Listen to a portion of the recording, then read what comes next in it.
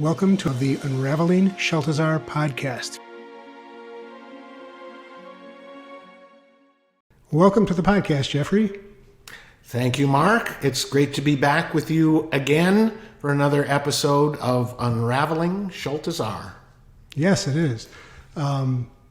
This week I pulled the message "Moving Above the Fourth Dimension," which we've been having a number of conversations about lately, because the fourth dimension is time, and time seems to be, would you say, changing, shifting on the whole planet. Yes, for sure. Absolutely. There are people that say, and I'm one of the ones that agree, that the time is moving faster. And although that doesn't sound logical, there is definitely a shift in our perception of time. And so and you and I have had a bunch of conversations about time, and certainly the linearity and whatever. And it's kind of interesting. Before we get into the message, I waiting for a client this morning, I was just in a quiet place, and I was contemplating the linearity of time along with what Sheltazar has brought forth lately around the circular nature, the cyclical nature of time. And I was kind of saying, well, how do I reconcile those two? And what came to me was rather interesting, that straight line time that we think it is, maybe it's curved. And if you've ever seen the pictures of the Earth, and you sort of see that the top of the Earth as a little bit of a curvature kind of thing. And so maybe that linearity is really a curve. And how does that reconcile with the circular nature of life? And that would be that we're just not seeing the rest of the circle. We're not seeing the rest. All we're seeing is maybe a curve that sort of humps up, or a curve that humps down. And what I was thinking about was, well, there you are when you're born, and you start moving towards maturation, and you sort of move to the top of this curve. And then when you get, to that stage and age of life where you could be called a senior citizen like I am, you start to decline down the other side of that curve. And so it was really kind of interesting to think of reconciling linearity and the circular nature of life in terms of the fact that the linear is not perfectly straight, and the full circle is not available to us in the dimensions that we're currently in. Sure. Oh, when you were talking, it was reminding me of the early explorers who thought the Earth was flat, right? Because when you look out, it looks flat, but you gain, when you back away and get some perspective, you see, oh, it's round. And so what you're saying is that we may only be observing the piece of the timeline we're standing on, and it looks flat and straight, but if we got farther away from it, perhaps it's going to come back around behind us after. Brilliant. Yes, you got it.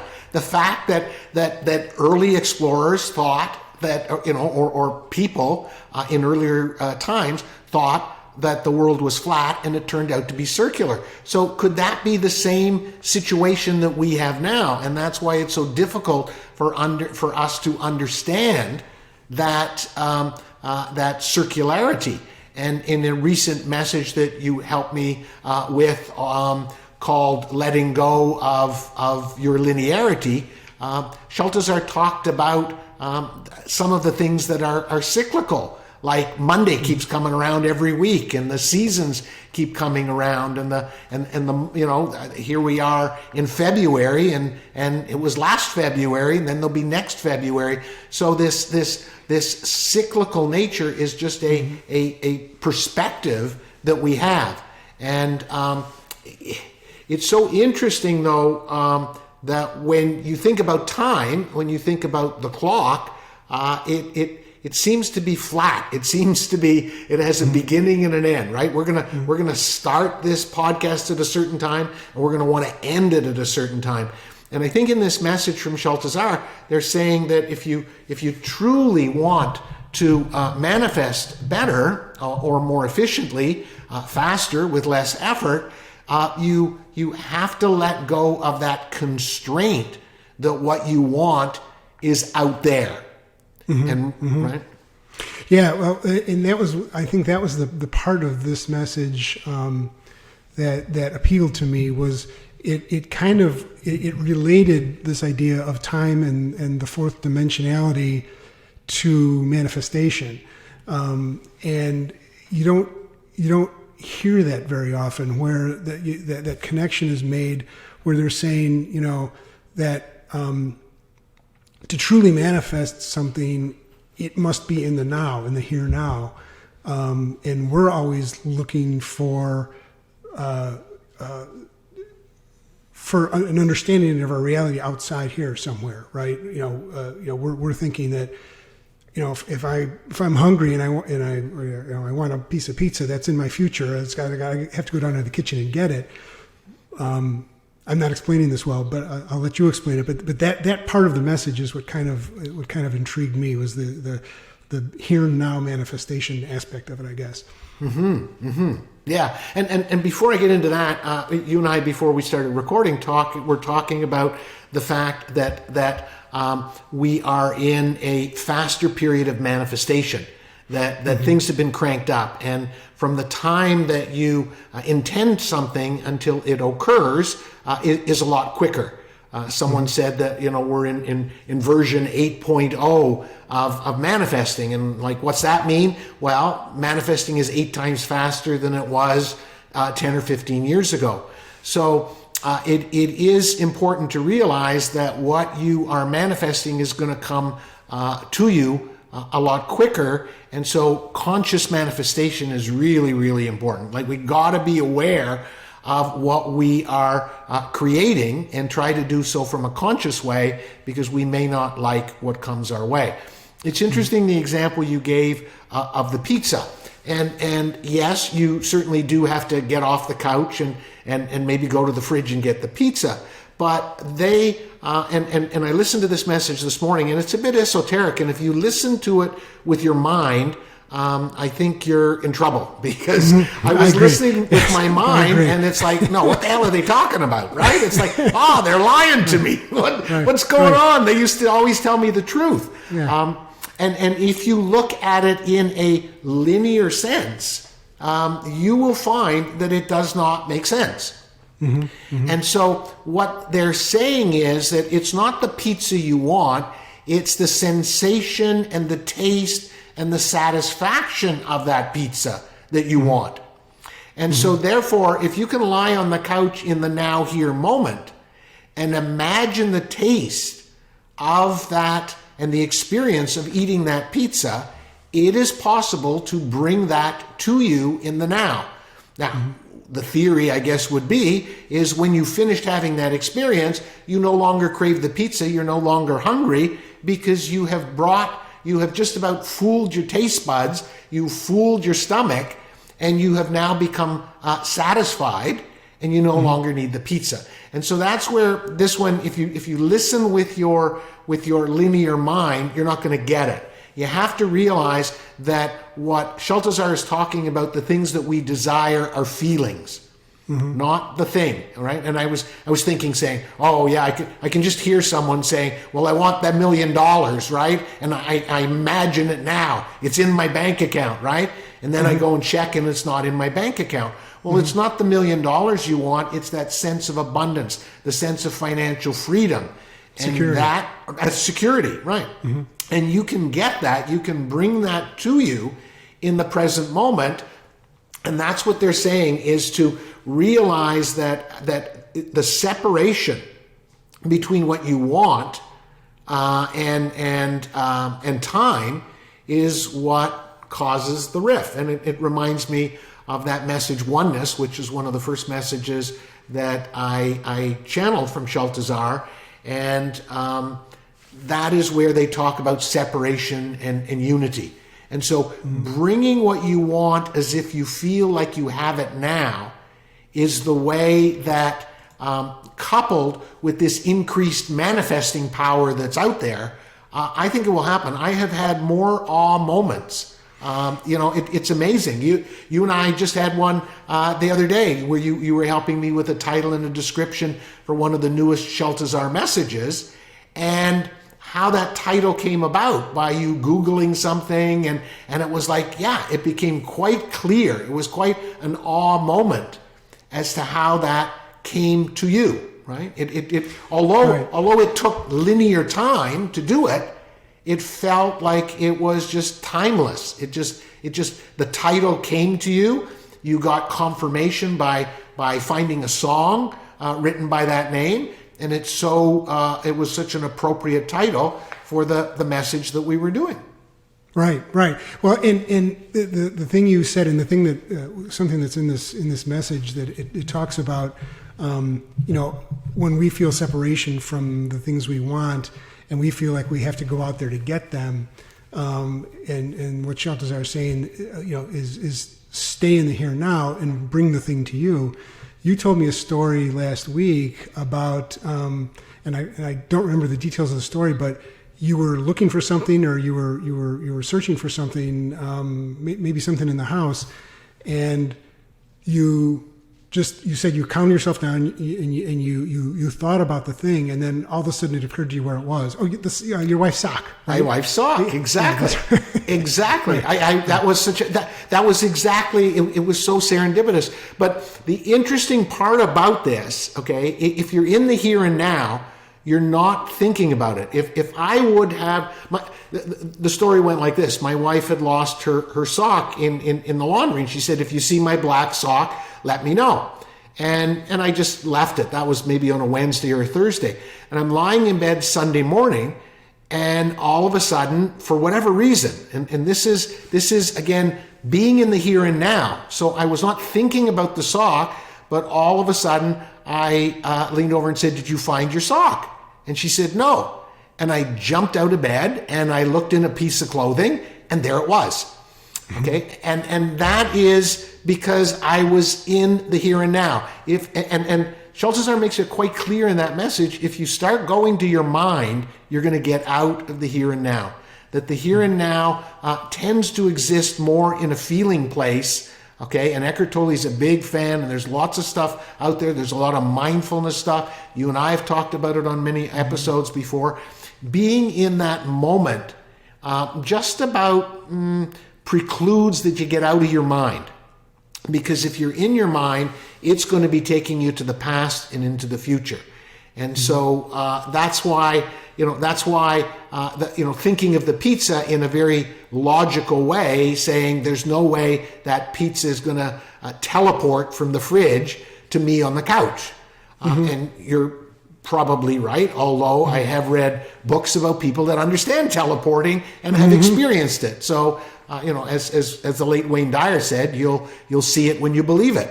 And so, believing that pizza is going to come to you, believing that the $1 million is going to be in your bank account, you can't fool yourself. If you don't believe it, there's no way you can manifest it.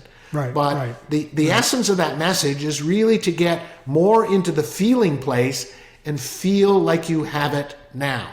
Right? It's sort of, here we are in the middle of winter, and it's snow and it's cold. Could I sit on my couch?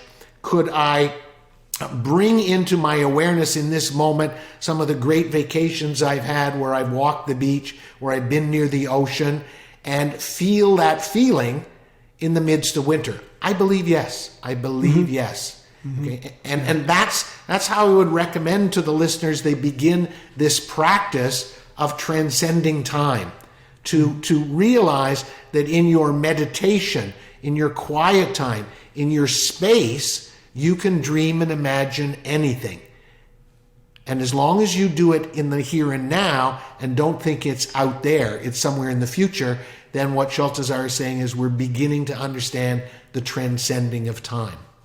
Right, and I would encourage anyone who's interested to find this message, and listen. There's a part of it where it takes Sheltazar actually takes the listener through an exercise, which was the part I believe when this when I was first introduced to this message, I believe you emailed me the text version of it, and I read it. And then I went back and I listened to it. And again, two totally different experiences between the listening and the reading. But the listening part, going through that little exercise, that kind of a meditative exercise, and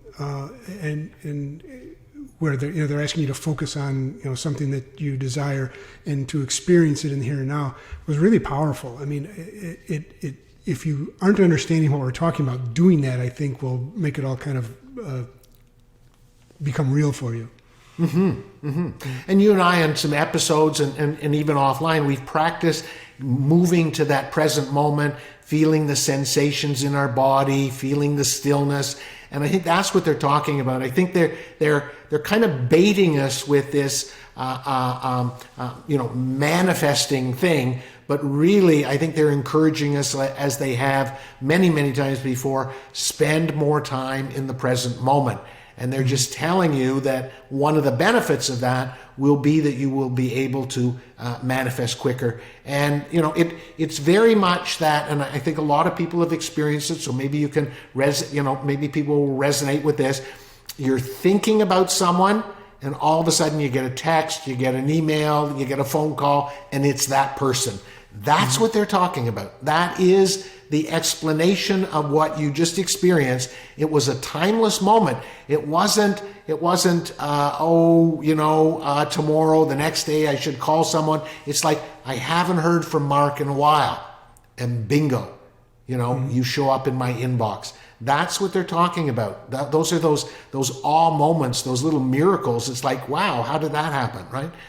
Very much like, an old guy like me forgets names, forgets, the name of a movie, the name of a place, a person's name. And the harder you try to think of that name, the more elusive it is. And then all of a sudden, a few hours later, the name pops into your mind.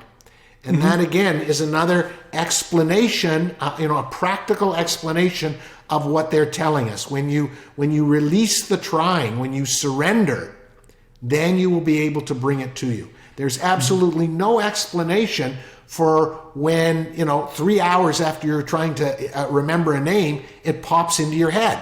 Like, how do you explain that, right? Right? You weren't going back and thinking about, gee, I forgot that name. And I've tried that, by the way. I've tried that. I forget the name and I say, okay, I'm just going to release, but I'm not. My mind is still trying to remember that name. And it's like, okay, I'm releasing, okay? But I'm still thinking. And it just never happens. And of course, what the heck is that name? Yeah. Okay.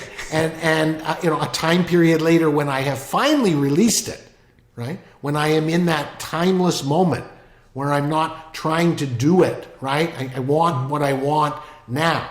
There's a real interesting subtlety there. What they're saying is often what we want is in the future, and we are trying to find it in the future. And what they're saying is do the opposite, be in the now and bring what you want to you. Right. And that's subtle, but it's kind of interesting, because how can I bring, the ideal job, the ideal relationship, the whatever it is, how can I bring it to me now? And that's when they say, well, the minute you say that, you're back in the fourth dimension and you are faced with the limitation of time. Right. Yeah, I think there was an Abraham Hicks quote where they were saying that if you only realize that everything that you want is right on the other side of the door from you, and all you really need to do is open the door, and it'll all come pouring in. But when our minds get in the way, it keeps the door locked, and we can't get to it. So yeah, right. And a lot of this message is about the limitation of time. And you and I have talked about it before, because you're a busy guy and you're dodging all kinds of balls and deadlines, which I think is an atrocious word. It's so interesting that we as a society have given something a name called deadline. In other words, if you miss that line, you're dead, right? It's like, whoa. Talk about putting the pressure on. they're really trying to caution us that if we allow time to be a limitation, it's going to slow down manifestation. So the idea, whether it's time or any other constraints or limitations we have self-imposed, if you can release from them, then you have a chance of manifesting quicker and easier. Sure. Which ties back into your initial comment about manifestation 8.0. You know, it would seem that then if we are able to get our mind out of the way, those things like those serendipitous, emails or connections to people, or the lost sock, it is almost instant manifestation. It's happening right now, right away, without a lot of barrier of time between the thought and the occurrence, right? Right. Which is interesting, because you and I have been talking about it before. Recently, there's this sense I'm getting from Sheltazar, we need to slow down. And I think if we slow down, we will be able to manifest quicker, which makes no sense, but it's just another way of talking about moving above the limitation of time, moving above the fourth dimension. Slow it down, and when you slow it down, you are more in the present moment, and then all of a sudden you're allowing the universe to bring to you with that extra speed that they've put into manifesting, which is kind of neat. Kind of letting the universe do its magic, right? Get out of the way and let the universe do its magic. So, well, I think we're about out of time.